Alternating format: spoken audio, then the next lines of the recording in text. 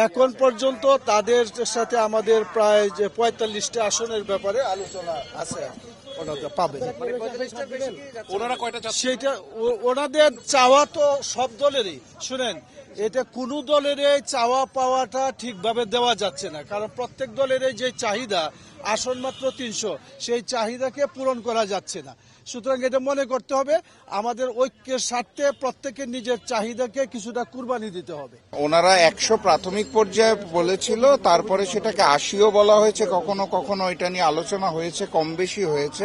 আমার মনে হয় না আসন সংখ্যাটা এখানে খুব বেশি গুরুত্বপূর্ণ, কিছু পারস্পরিক বোঝাপড়াটা গুরুত্বপূর্ণ। তো সেই আলোচনা চলছে। আমি আশা করছি ৮টার সময় প্রেস ব্রিফিং এর আগেই ইসলামী আন্দোলন আমাদের সাথে এসে যোগদান করবে। আমরা আশা ইসলামী আন্দোলন থাকছে কি থাকছে না এটা ৮টার সময় বোঝা যাবে। এখন পর্যন্ত আলোচনা চলছে। আমি এটা বলবো না ইসলামী আন্দোলন চলে গেছে, এটাও বলবো না যে ইসলামী আন্দোলন আসবে। আলোচনা চলছে। হ্যাঁ, 10টি দল আমরা আলোচনা করেছি, আমরা সমঝোতার চূড়ান্ত পর্যায়ে আছি। ইসলামী আন্দোলনটা বাকি আছে, ওই আলোচনা চলছে। প্রথম কথা হচ্ছে আমরা কোনো ঝামেলার ভিতরে নাই, এবং আমাদের ভিতরে যে আলাপ আলোচনা হচ্ছে কিছুটা মত ভিন্নতা হচ্ছে, এটা ঝামেলা বলা যায় না, ঠিক আছে। আর ২ নম্বর হচ্ছে আমরা রাত ৮টায় কথা বলবো।